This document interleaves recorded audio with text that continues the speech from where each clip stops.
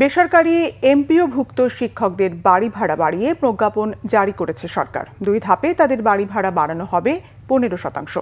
শিক্ষা উপদেষ্টা doctor CR Abrar বলেছেন, এই সিদ্ধান্তের মধ্য দিয়ে বাস্তব ও যুক্তিসম্মত অগ্রগতি হয়েছে। আগামী সরকার শিক্ষকদের সুযোগ সুবিধা নিশ্চিতে আরও পদক্ষেপ নেবে বলে প্রত্যাশা তার। রিপোর্ট রিশান নাসরুল্লাহ। বাড়ি ভাড়া বাড়ানোর দাবিতে টানা 10 দিন ধরে রাজপথে এমপিওভুক্ত শিক্ষকরা। আন্দোলনের মুখে বাড়ি ভাড়া 5% বাড়ানোর ঘোষণা দিল, প্রত্যাহার হয়নি আন্দোলন। শিক্ষকদের চলমান আন্দোলনের মুখে মঙ্গলবার বাড়ি ভাড়া 15% বাড়ানোর কথা জানায় সরকার। প্রজ্ঞাপনে বলা হয়েছে, নভেম্বর থেকে মূল বেতনের 7.5% এবং আগামী জুলাই থেকে 15% বাড়ি ভাড়া পাবেন এমপিওভুক্ত শিক্ষকরা।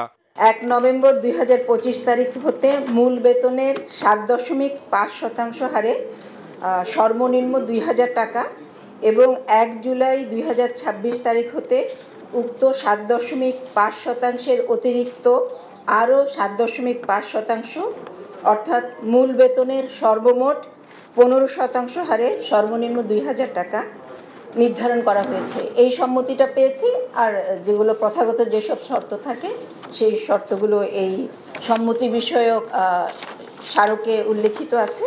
সরকারের সিদ্ধান্তকে স্বাগত জানিয়েছেন শিক্ষক প্রতিনিধি দেলাওয়ার হোসেন আজিজি। সব মিলে আমরা একটা সুন্দর সমাধান হয়েছে। আমরা 6 লক্ষাধিক শিক্ষক পরিবারের পক্ষ থেকে আমরা তাদেরকে আমাদের পক্ষ থেকে আমরা ধন্যবাদ জানাচ্ছি। শিক্ষা উপদেষ্টা বলেন, এই সিদ্ধান্তের মধ্য দিয়ে চলমান সংকটের সমাধান হয়েছে। শিক্ষকরা এখন পাঠদানে মনোযোগ দেবেন এমন আশা তার। আশা করি যে এটা আমাদেরকে এখন শিক্ষকরা তারা কর্মক্ষেত্রে ফিরে যাবেন এবং যেই উদ্দেশ্যে এটা হয়েছে সেটা হচ্ছে শিক্ষক ছাত্ররা শিক্ষার্থীরা তারা যেন এই সুযোগ এটা পেতে পারেন এবং তার ভালো শিক্ষা হোক, হ্যাঁ, শিক্ষার মান উন্নয়ন ঘটুক, অবশ্যই আমরা চাই।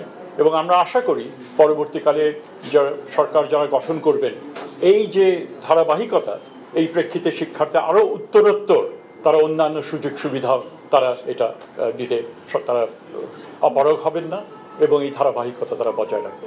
বৈঠকে শিক্ষক প্রতিনিধিরা উৎসব ভাতা বৃদ্ধি ও বদলি প্রক্রিয়ার বিষয়ে ইতিবাচক উদ্যোগ নেওয়ার আহ্বান জানান। রিশান নাসরুল্লাহ, বাংলাভিশন, ঢাকা।